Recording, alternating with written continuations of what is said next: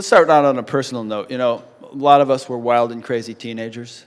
Yes. I certainly was. Must have had given my guardian angels nervous breakdowns, and you ended up. I didn't hear exactly what happened to you, but you ended up being wild and crazy and losing an eye when you were a young man, and it kind of turned your life around. It did. So talk about that a little bit. My old Mongolian teacher told me that whenever I was asked about it, I should say that I lost one eye and gained 1,000. He said, "Don't be embarrassed, just say it." He said, meaning the eyes of the Dharma, that is, and of course Avalokiteshvara, the Bodhisattva of universal compassion, which Om Mani Padme Hum is his mantra. His and her mantra, Tara, is also the same. He has the 1,000 arms, with the eyes in the palm of each hand to indicate wisdom and compassion both, reaching into. But I'm not like that, but I'm just I'm around the feet of that entity. Right. Dalai Lama is really like that, and I try to help him. Good.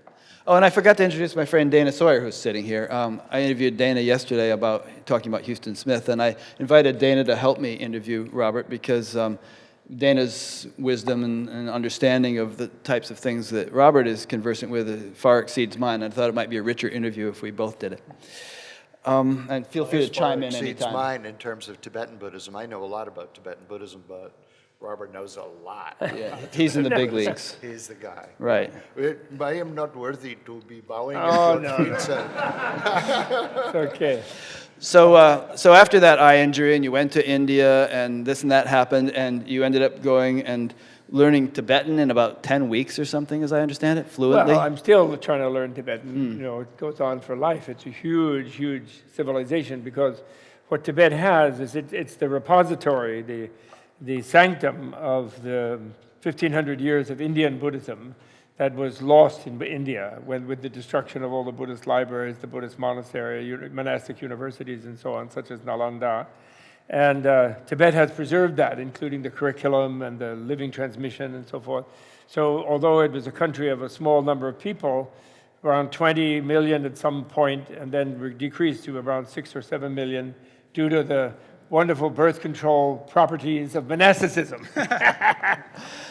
Very nice thing to keep a balanced population is take some people out of the reproductive pool and let them reproduce in some sort of dharmic way, And so it's an amazing thing. But I was fluently speaking in about 10 weeks, and I was already annoying some of the Tibetan scholars at the monastery where I lived by wanting to argue and debate with them about emptiness and selflessness and all of this sort of thing.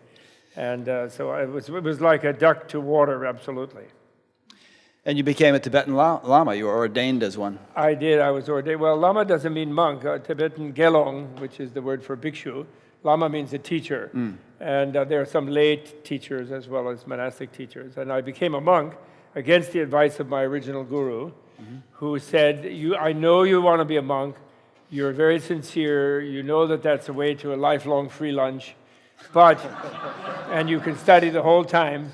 But, you're not going to be able to stay a monk. I can predict it's not your destiny, your karma. And then I kept bugging him, so he took me to Dalai Lama, and he told Dalai Lama, this boy is good, he wants to study, blah, blah, blah. But don't make him a monk, because he will not be able to stay as a monk. But I'm just an old Mongolian, you're the Dalai Lama, you decide. So then Dalai Lama did make me a monk after a while, and then I was a monk for 3 or 4 years, and then my original guru was correct. Dalai Lama was too young, and I was too young, and came back here in the mid-'60s, and monks at that time were burning themselves to try to stop the Vietnam War, So my activism, emerged, and I would resign. And luckily I resigned just in time to meet the love of my life, who has been my wife now for 49 years. And then Uma came to visit us along with 3 boys to be driving her chariot. And so what was the activism that you said you came back and you plugged in? That was middle of 60s was civil rights movement and anti-war movement, and I was deeply engaged in both. I left high school, which you didn't mention before. I was in a prep school, at Phillips Exeter actually, and in my senior year I left high school to join Fidel Castro's revolution. But luckily for me, they wouldn't accept my recruitment, because I was 17, and I was 6'3", 145 pounds. And I was with a Mexican guy who was 5'3" and 175 pounds. So they said, Don Quixote and Sancho Panza have arrived. But maybe you have your head blown off in 5 minutes, so maybe you could help us some other way, Thank goodness, or I would be dead, at this time. But I always had a wish to change this world, and which I retain, and which Buddhism has helped to foster. And I haven't given up hope that we will be changing it, and I think we are changing it. And I follow Dalai Lama's idea that 21st century has to be a less violent century or a non-violent century, a century of dialogue, in spite of the coup d'etat in our American country in the year 2000 that caused a ridiculous waste of everything for those 15 years since. And that can be repaired, I think, and we will move ahead, I hope. These days, I believe so. I often hear you say, clarify when you speak publicly that you don't consider yourself enlightened or awakened or anything like that. And as I understand it, no true blue. I'm too scared of my wife to go around proclaiming. Yeah, she'll kick you out of the house. And my children. But these days, especially conferences like this, there are all sorts of people that are referred to their awakening rather matter-of-factly. Oh, I had my awakening in 2006, and then I had another one in 2008. So how do you relate to that? What do you think they're saying? Have they got something you don't have, or is first thing I want to say is I awaken every morning. Unfortunately, I do, and second, and so do they. And second, of course, there are degrees of awakening. You have epiphanies and moments of understanding. But the way that I have, in studying the Buddhist sciences for a long period of time, the definition of what really full enlightenment is very, very advanced and exalted. And that is a problem, and maybe generically even, in Zen, for example, they feel that someone who has an experience of disappearing, of melting into emptiness, or what they think of as melting into emptiness, and then thinks that was the ultimate experience, and they're like really done, just all set, just wait till they die, and then they'll stay there. They are trapped in the demon ghost cave, they say. Because, if you go around thinking you're enlightened, you're in the terrible problem of you have to fart Chanel number 5. I'm sorry, I hope you can censor it if you want. But it's too silly, unless, of course, you have a definition of enlightenment, that enlightenment is just being resigned to being really ordinary, which is actually another misunderstanding, I believe. In Buddhist understanding, Buddhist traditional understanding, yes. is it kind of recognized that there can be a tendency for various stages of awakening to be so gratifying or so to feel so complete that one feels one is done? Absolutely. Absolutely. And therefore, the protection against that, the immunization against that, is the understanding, the inferential, philosophical, critically rational understanding of emptiness, which is called the royal reason of relativity. In other words, anything that a relative being can experience is relative, and therefore it cannot be an absolute state. So there is no state of enlightenment, something like that, but there is somehow this very strange thing that is inexpressible, and like non-duality, where you have to maintain silence, etc., because it's inexpressible and inconceivable and unthinkable, and therefore they talk about it all the time, with vast reams of texts and literature, but it's a pure negation, It's a negation, it's an opening the mind like a negational understanding. And then I think the enlightened state is something very complex, actually, rather than we sort of think, we're sort of awake, and then we're sound asleep and unconscious, and we think it must be one or the other. And mostly we think it's something like being unconscious because that's the time when we get some rest, and nobody bugs us temporarily, except in a dream maybe. And whereas the enlightened state, I think, is where someone realizes the sort of absolute relativity. And so therefore they experience the relativity sort of like you would experience living in a mirror surface. And the mirror surface is this incredibly complicated thing, including everybody else's body and mind and everything in the universe and the galaxy and the multi-galaxy and time and space, and yet being interrelated with specific differentiated things at the same time. But that interrelatedness in the specific differentiated things is like as if you were, looking at your, shaving in the mirror, or putting on your face, if you're a female, in a mirror, where you shift left and right without thinking. You have an intuitive awareness that each of these things that seems to be a thing in itself is actually empty of anything in itselfness. So it's a complicated cognitive dissonance transcending or tolerating or maintaining or sustaining or whatever you want to say. Since you can't say anything, you can say a lot of things. And it's that kind of awareness. By definition, I know. I don't know it. I don't claim to know it completely by experience, but some taste of that, you know. And that's why I said this morning, that's my consolation to myself and to people who ask me, are you enlightened after 50 years or more of study and experience and meditating and being a monk and everything? If you say, no, absolutely not, which would be true, then they get very discouraged. They think, what's the use for me? Why should I bother? Yeah, what's the point, you know? And then if you say yes, then they go like, and then they think you are and they aren't. And so middle way there is what I call my consolation prize, which I'm very pleased with, which I got from looking at family, pictures, of what we call memory lane on Thanksgiving dinner or, whatever it is. Memory lane, where you look at those things.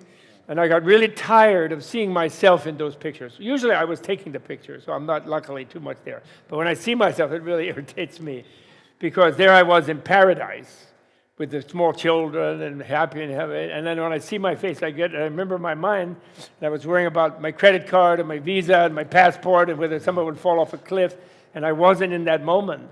So I got sick of that. And then I realized that, and then you get in the moment looking at the picture.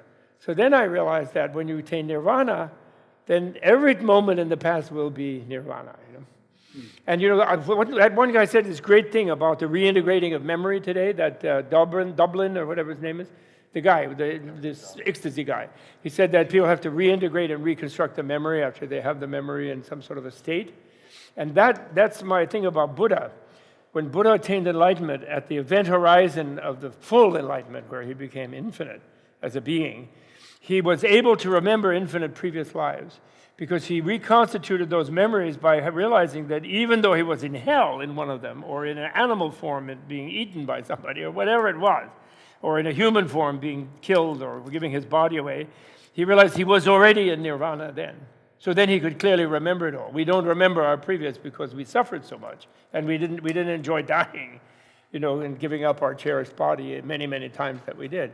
So there he's when you attain nirvana, apparently you reintegrate all your memories where it's just one uninterrupted flow of bliss. So they define it, and that's my consolation then. So I'll be with you in nirvana later. Great. But then that'll be here too, because then you're in all moments of time, they say. Rick stole I'll mark it on my calendar. Yeah. What? Rick stole my question because that was going to be one of the questions I wanted to ask you because, Vajrayana Buddhism sets the bar very high for enlightenment. Jack Kerouac said once that walking on water wasn't built in a day, and that you've got to perfect the 6 paramitas and all of that kind of stuff. And my own teacher, my primary teacher, is Ken Rinpoche, Lobsang Set. Oh, he's so nice. Yeah, yes. He's a wonderful guy. But he'll often say when I'm helping him do a teaching or something, somebody will say, well, are you a Buddha? Are you enlightened? And he'll say, no, if this is a skyscraper and the Buddha is here, I'm down here on the first floor. And I always think, well, where's that put me, man? I'm like in the 50th basement somewhere, with the old last year's gloves or something like that. And I think from spending so much time in India that, here a Baba, there a Baba, everywhere a Baba, right. that there's so many Babas there claiming enlightenment. I know. Do you think that might be even part of the wisdom of Vajrayana to set the bar so high that you have less chance for charlatanism? Yeah, I think so. But it's not just Vajrayana. It's even Mahayana, In other words, we, for example, in academic Buddhist studies realm, the big industry is to prove that Buddha was just an ordinary person. He was like a Socrates, and he just dyed his toga orange, and he didn't drink Retsina. But otherwise, he was just wandering around talking to people, and he didn't know anything, And therefore, enlightenment, the final goal of enlightenment is like, duh, you don't know anything, which is really it's really our hang-up, the modern Western hang-up, that we think we're so advanced and we have all this great science, et cetera, and we're so neat, our great culture, and blah, blah, blah, which is just total delusion. We're driving the planet over the cliff, for crying out loud. We're the first group in written history that is really ready to destroy everything. And actually, we're all sitting here, not out there stopping, the Exxon Mobil and the Koch brothers and things. We're not stopping them because we just think nobody can. Everybody secretly thinks, well, maybe we'll muddle through, but there's nothing I can do. That's where we're conditioned to think that. And so the idea that there is this completely vast consciousness and that there is a being who is never omnipotent. Mahayana Buddhism never claims omnipotence for Buddha, but they claim omnicompetence to deal with these difficult karmic situations that we're all co-creating. Elizabeth is always saying how we co-created, but that's the karma theory. And actually God, in the Buddhist literature, God tells Buddha, he says, go teach, man. It's great that you understand how things work. Please go tell the human beings when something really terrible happens to them, it's not my fault. I'm not omnipotent. I didn't create it all. I'm doing my best for everybody. I'm a really cool guy. I'm Brahma, like I'm a big energy field.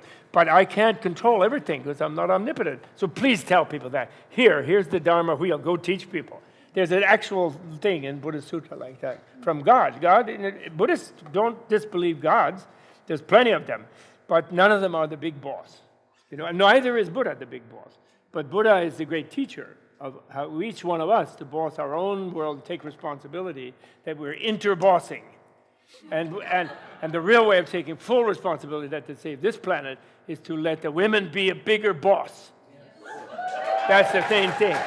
Look at that. I know. And that's not just pandering to the California women. I really mean it. I really mean it. It was mostly men clapping, I saw. Yeah. The point you made about ExxonMobil and the Koch brothers and all that Yes. brings up an interesting point, Yes. which is that what is the utility of spiritual flourishing and awakening for bringing about real social change? Is it just we're marinating in our own subjective bliss, or can we really actually, by working on such a fundamental level, and this would be the most fundamental level one could work on, and we know that more fundamental things are more efficacious in bringing about changes on less fundamental levels. Yes. Is this the ultimate fulcrum through which we can modify the society profoundly? Yeah. Well, His Holiness Dalai Lama's slogan is "World Peace through Inner Peace," and he's not a disciple of Rupert Sheldrake, but I consider Buddhist science likes Rupert Sheldrake a lot, and the concept of morphic resonance or morphogenetic resonance.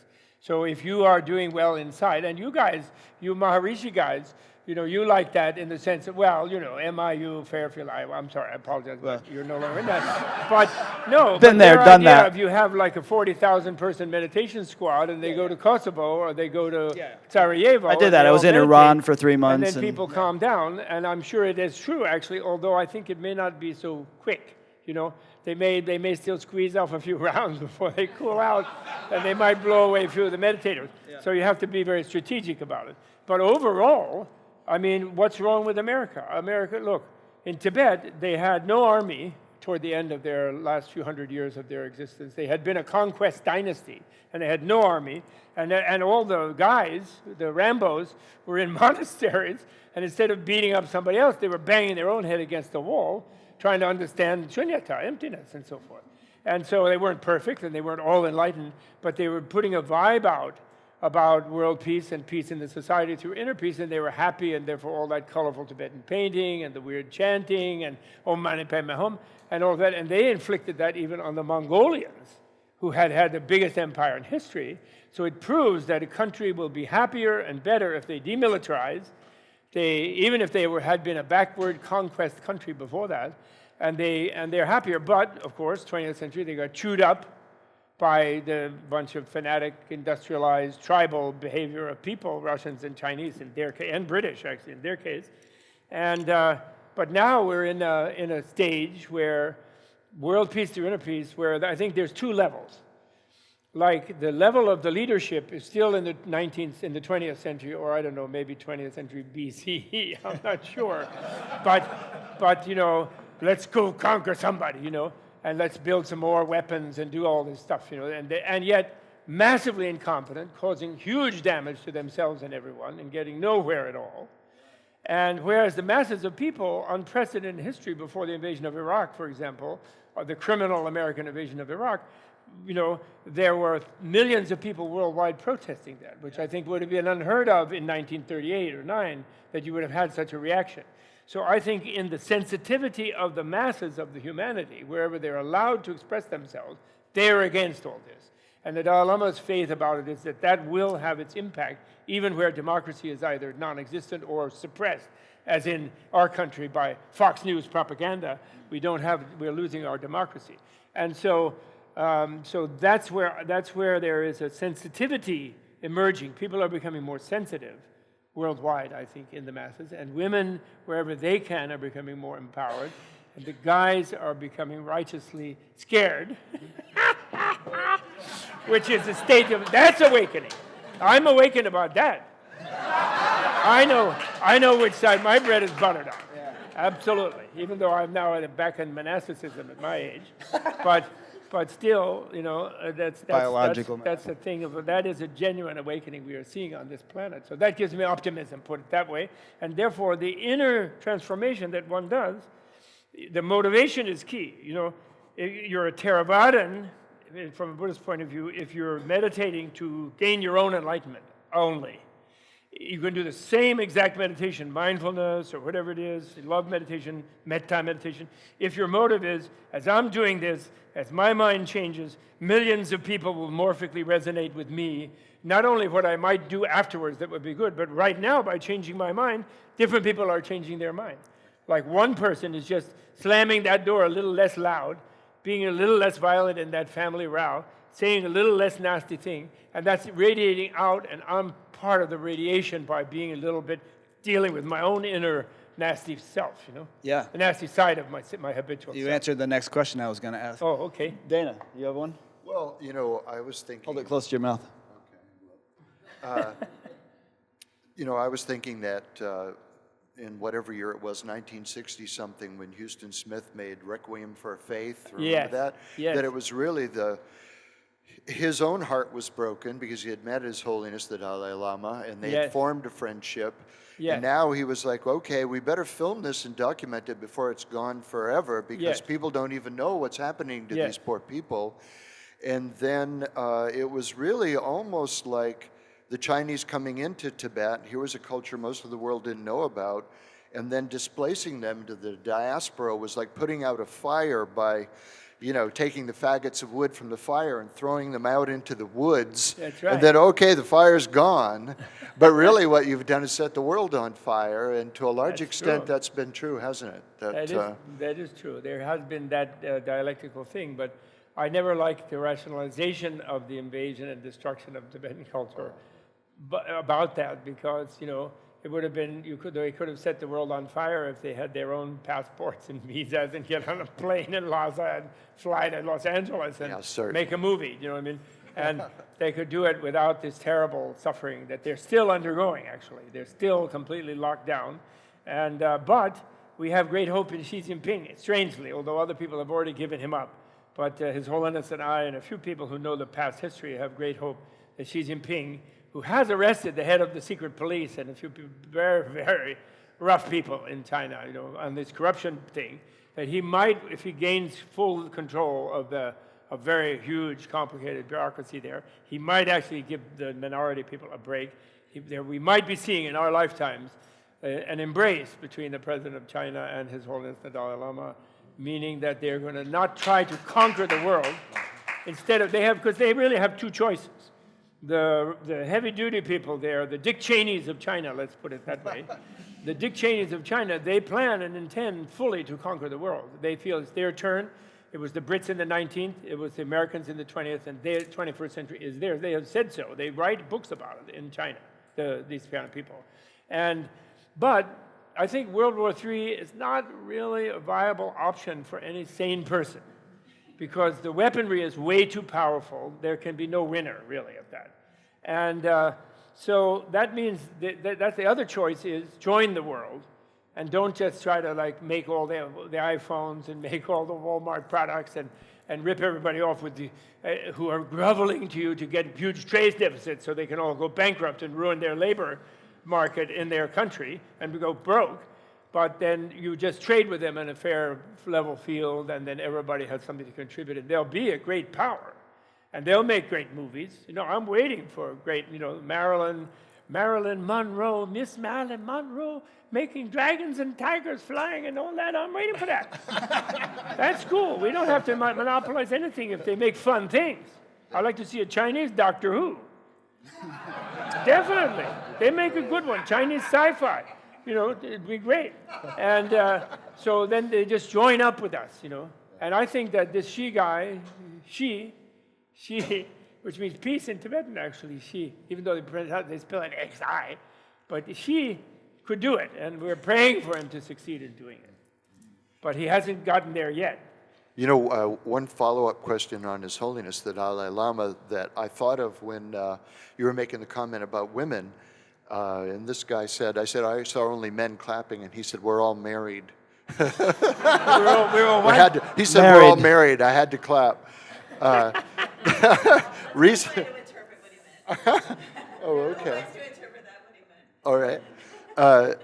Recently, His Holiness said, somebody asked him if there could ever be a woman Dalai Lama. Yes. So you know where this is going. Yeah, sure. And His Holiness said that it would be possible perhaps, but she'd have to be attractive. No, what he said, that's right. But what he said was, he said, yeah, I might be a woman. He said, I think I might be born as a woman. He said, because they tend to be more peaceful in their reactions and less reactive than men. And then he thought for a minute, and then he said, and in that case, and he actually made a modeling gesture. He said, in that case, I'd be much more attractive. And he struck a pose like that. It was in Italy near Pisa, in some town there. And the Italians loved it, you know. They totally loved it. You know? Well, I'm glad you clarified it as a joke, because I know some people just saw it in print and Tibetans took got it very wrong. nervous, by the way, being a bunch of chauvinists, mostly. You know, because they're still, you know, nomad chauvinists, and Tibetan women are famously strong, so they're a little nervous about it. So that Dalai Lama would become one. They were a little bit upset about it. They were a little worried, you know. And Dalai Lama's, of course, is an institution for women. And people totally misunderstand this Dalai Lama thing about last Dalai Lama and all this thing going on with the Chinese hardliners. And because Dalai Lama has to be reborn endlessly. Avalokiteshvara is born infinite numbers of times in the Nirmanakaya, body of emanation of Buddha. There's no question he will not be reborn. But he means the Dalai Lama institution being responsible for the government, etc., that he has put an end to. He wants Tibet, the new Tibet, to be fully democratic, as he wants China to be fully democratic. And he wants Russia to be fully democratic. And he's just hoping that Putin will start drinking a little bit more and relax and stuff, you know. And he'll go and enjoy his villa down in the south of France, as well as his thing in Sochi, next to Stalin's house. And he'll calm down, we're all hoping, you know, basically. And then, because that is the big struggle today, is democracy versus these different tyrannies, with theorists like Lee Kuan Yew of Singapore pretending that Asian people like the tyranny, and it's more efficient in industrialization, the tyranny is, and therefore that's the way of the future. We have people here who don't like democracy. You know, these are these billionaires who are now funding all the like weird rednecks, and it's really like not a good thing. That's the big struggle of today. You know? Since you're bringing up, you know, political points a lot, I find that. No, I like it. I find it very interesting, because Yes. I am of the opinion that spirituality should kind of, if it's genuine, Yes. it should ripple up into social change automatically. Yes. And I kind of, when I look at the world events and things going on, I try to see how that might be symptomatic of awakening consciousness in the world. I sure hope so. So, for instance, when that guy got shot in Ferguson, Missouri, and then the whole Black Lives Matter thing happened, a tragedy was kind of turned into a tool for social change. Sure. And we can think Sure. of several other different examples. So maybe you could riff on that a little bit. I mean, you're passionate about political things, and I'm not saying we should all just sit on our butts and meditate and the world will change. I think you need action on all levels. Yes. So And one thing I've noticed is that a lot of people who in the 60s were just sitting meditating are now more passionate activists, and a lot of people who were, you know, rah-rah activists in those days and thought meditation was a waste of time have turned to spirituality. So there's sort of a merging of those two things. Yes, I do hope so. And but you know, the real activists, in my opinion, is that the quest of happiness, actually. In other words, we need social activism of really happy people. Yeah. Go down there and tell, like it's the Koch brothers or like some other turkey, you are such a jerk and you are wrecking up the planet with a big grin. And why don't you like wear a false nose or be a clown or something, or like, you know, have some fun instead of going around like being like a fake tea party guy or whatever it is. And so and they feel that you don't hate them. You don't resent the bad guy. You know, Thich Nhat Hanh is so beautiful and brilliant. Somebody read me a thing, and he's in San Francisco now, by the way, and he's recovering, actually. He's getting therapy, and he's like getting a little better. He moves his hand now. He had a but stroke he's or still not something, talking much. Did he have a stroke? Oh, he had a tremendous one in France, yes, last summer, and or whenever it was, you know, maybe last spring. And he has this beautiful thing where he says, "I am the poor person whose poor child whose body is like sticks and everything, and I am the dictator who has ruined the economy of that African country and has made that child into things. But I am both of them. I am all of them." So it's a new kind of thing. The worst kind of thing is an activist who hates the ruling class and thinks, you know, barrel of a gun. And we've already seen in the 20th century that those kind of people, when they do get the power, they're worse than the previous one, because they get it by violence, and then they become more closed off from people and more unethical and unethical and make calculations, and then they kill off this people and that people. And they become addicted to the power because they're afraid if they give it up, someone will get them, because they become like that. So we need a happiness revolution. People have to be happily resisting, happily speaking out, happily voting. In our country, well, less than 50% of the people vote in the last election. Yeah. And then the Republicans have 30 states wired to rig the vote. Right. So there's only 20 states in which the vote was counted properly. So people have to really be happy, go out and get their driver's license, help people get the driver's license in those states that passed the unconstitutional laws supported by the Reagan Supreme Court, criminally irrational Supreme Court, self-impeached Supreme Court majority, and happily deal with these people, you know. Go and tickle like Justice Thomas, you know. Tickle him. Hey, what do you mean no special affirmative action? I'm going to affirmatively tickle you. And laugh with him, and be prepared even to love a terrorist. I have a thing on my Why the Dalai Lama Matters book, which I consider my favorite last book, where I was asked by the publisher to put in 10 points of hope. And my 10th one said, which I used to avoid embarrassing standing ovations in lectures, where I say it's our duty as activists to be so happy that even if they kill us, we'll die happy. And the people are about to go, yay, and they go, whoops.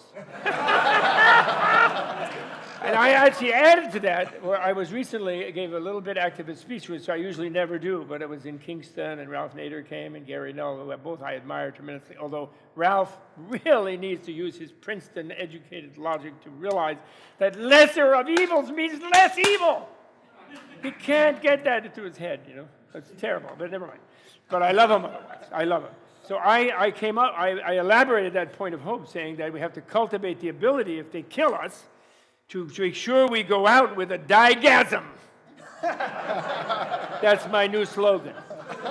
And the way you cultivate that is you be very generous in your life, and you give away as much as you can give away so that you're ready to give yourself away. And then you'll have a digasm, even though they vaporize you with an IED or whatever these weird things they call it, you know, whatever they call those bombs, you know. So your 10 points of hope. Yeah. I was going to ask you, are you optimistic? I mean, you're Yes. obviously tuned into world events, and there's Yes. there's a lot of ways of looking at the way things are going, which are not very, It's a mess. Yeah, global warming could do us in, loose nukes could do us in. There's any number of things that could do us in. Putin is doing genetic it, right. engineering could do us in. So are you optimistic? Do you I'm sort of totally see a optimistic. bright, shining horizon there someplace? Yeah, those World War II type tank top leaders, you know, like, and Putin, like, who hates gay people, going around posing with his muscles in his bare chest, you know, who wants to be admired by all the gay people he's going to execute, you know, he, you know, is not going to hit the fact that his massive incompetence, his ruining of his economy, He's having to sell his gas to the Chinese at like 2 cents on the dollar because the Europeans are not going to buy it. I mean, the guy has wrecked everything. Now he's going to get down there. He's going to help Assad. That's a really great guy to hang out with. Oh, yes, Assad is really on the wave of the future. Give me a break. You know, I can see in a talk show, you know, Charlie Rose, Assad, Mugabe, and Putin really having a field day about how great it's going to be. And it's just so silly. So in other words, and then Bush and company invading Iraq. Oh, yeah, we're going to get Iraq. And Cheney saying we're going to pay for it all with their oil. And there was total disaster and trillions of dollars of waste, not to mention millions of people's lives destroyed and ruined by that crime. So how does this relate to optimism? No, that's so massively incompetent. It's so incompetent and so impossible that it's doing itself against in? the fabric of the human beings and the Arab Spring and the whole thing. They keep desperately getting on their tanks and acting like they're going to control everything. They are very destructive, but you know they can't escalate. What they would like, that group, which would serve them and their agenda, would be a world war. Marxian analysis is very correct. It's time for another world war because there's no demand in the global economy. They have overcapacity. So wreck a lot of things, destroy them, then there's more demand, you have to build them again. That's the sort of laissez-faire radical capitalist cycle, right? But you can't have the world war anymore. Everybody's got a button. They have these things that will destroy there's no winner. So what are they going to do? They're going to have to listen to their wives. Honey, if you press that fucking button, if you press that damn button, you can cut that out. If you press that damn button, don't come home. There will be no home. No, nothing for you. Have you read... Even the mistresses will say that. Get lost. Putin, I'm not having your radioactive... Do you think this pressure that here. Did you ever think about... This is the best Buddhist stand-up I ever saw. I got to tell you.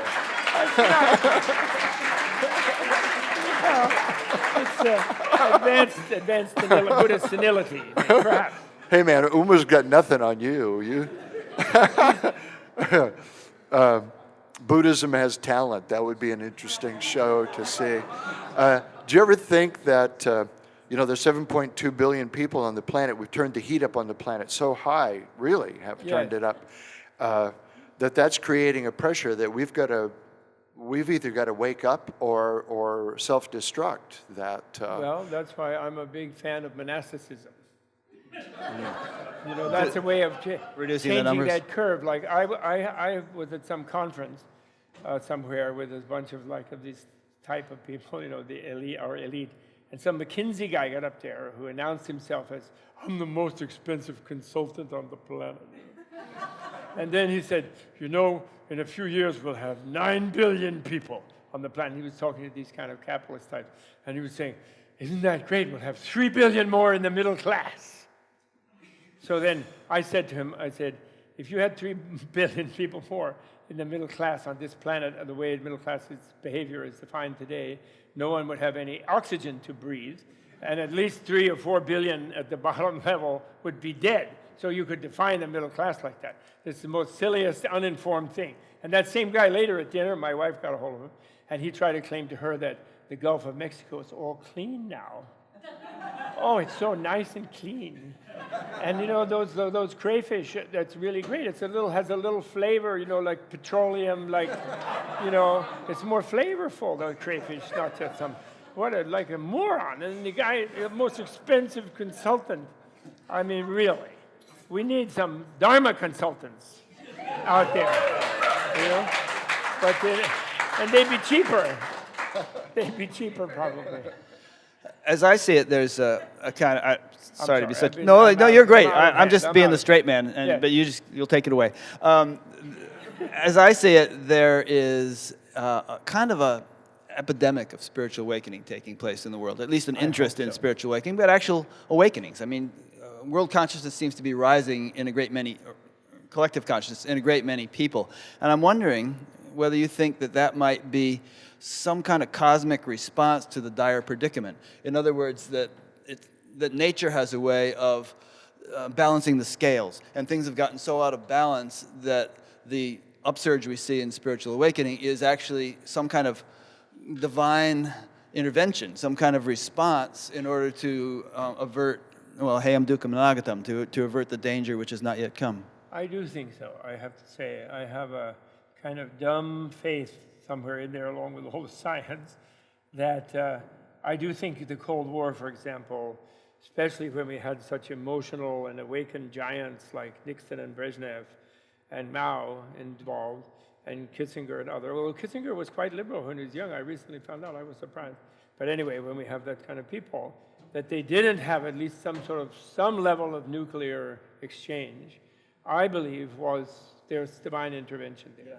And when I say divine intervention, of course, I mean in the Buddhist sense of like what we might think of as angel type, angelic, very, very powerful being, sort of invisible to ordinary beings, and usually, but very, very powerful, getting in there. And I even had a dream once about it, which was very, very convincing to me, that dream, where a sort of fierce Tibetan angel, like what the seraphim really originally were. You know, seraphim and cherubim were in ancient Christianity and Judaism were very ferocious kind of angels.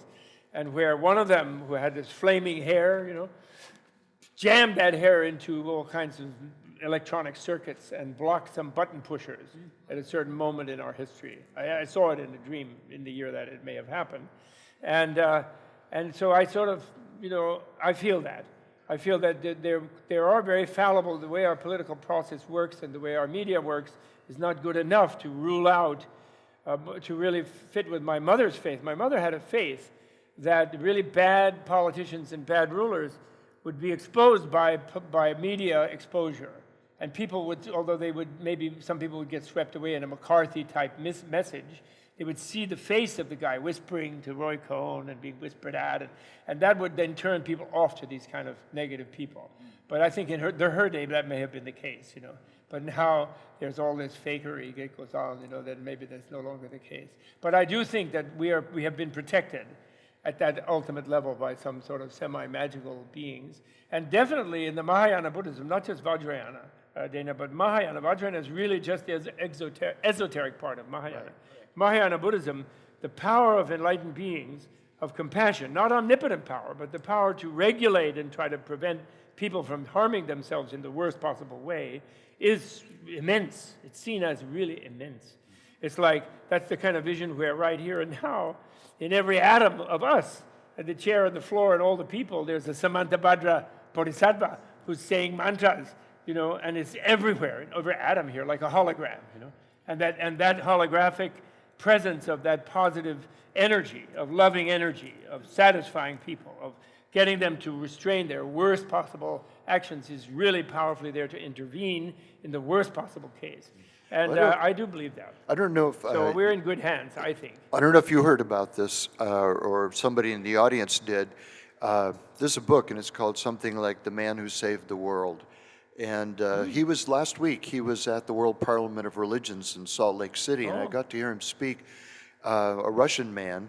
And there had been an event where the radar had fed him the wrong information. Now, if you've heard this story, I see some heads nodding. And he was in the position of pushing the button.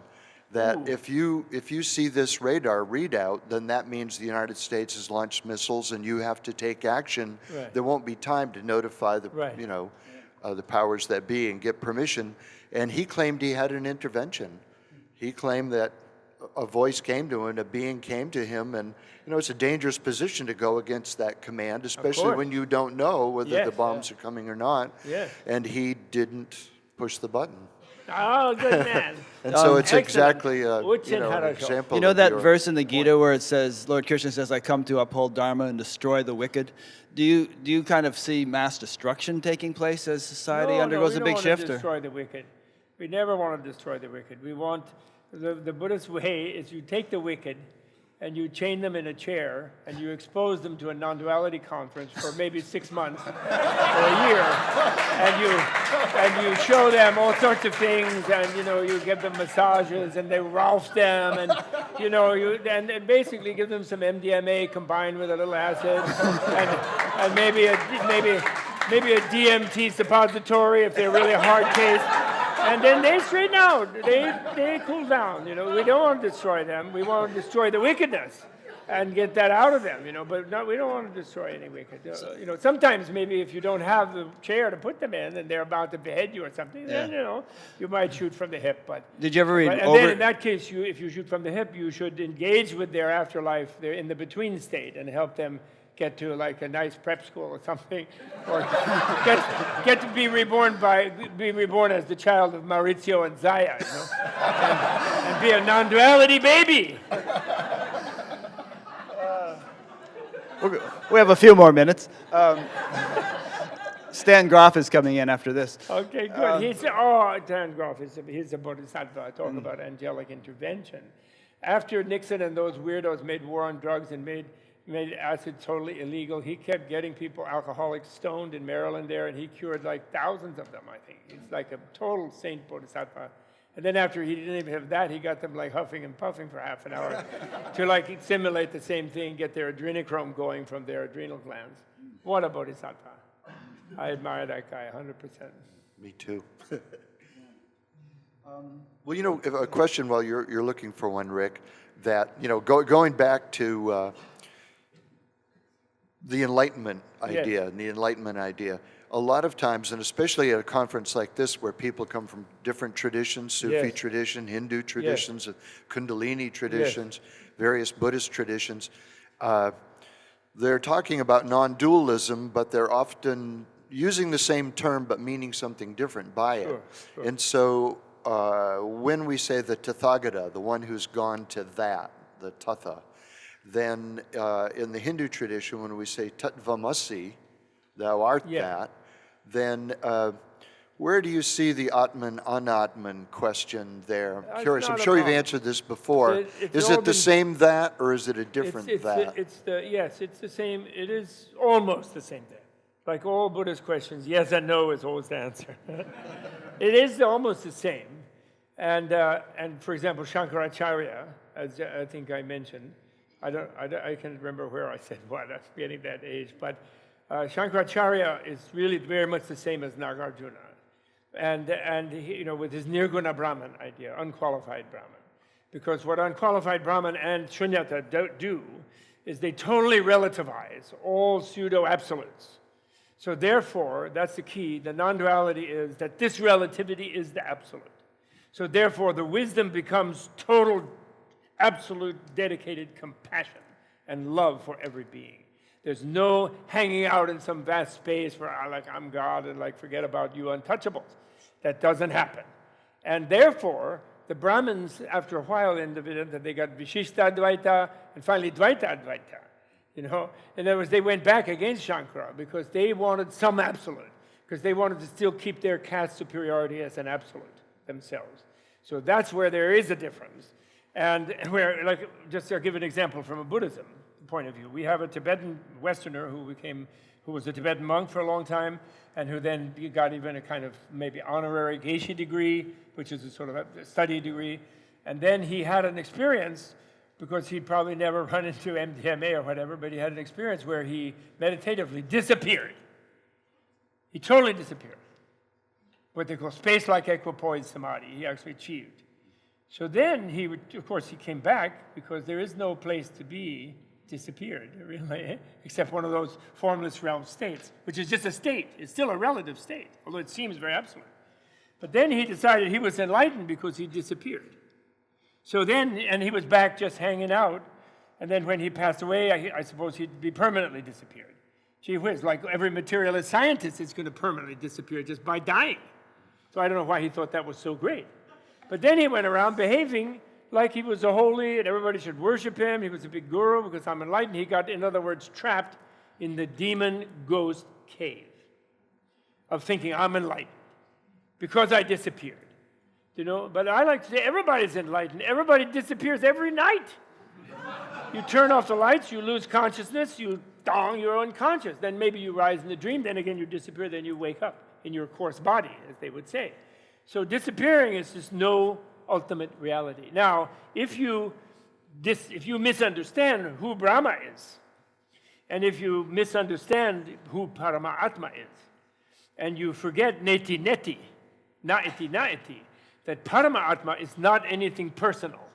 It's not your personal absolute disappeared state, which people do make that misunderstanding. Then they think, oh, that nirvikalpa samadhi, that time of being extinct, they even misunderstand nirvana as being extinction. And when I was extinct, then I'm enlightened.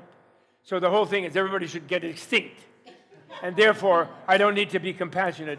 When I'm back hanging out until I die, and then I'm permanently extinct, I'm not going to fix this untouchable. I'm not going to affirm my equality with these less fortunate people. If I'm a male Brahmin, I'm not going to have my wife do the Vedic ceremony because she's my superior in wisdom, right? So the non-duality that both the greatest Hindus need, because they are half Buddhists, all of them, you know, Buddha was ninth avatar of Vishnu. I'm always scolding them. They only go Rama and Krishna. They never say Hari Buddha. But actually they do, and they can, a few of them. And I have seen them do it when they're challenged.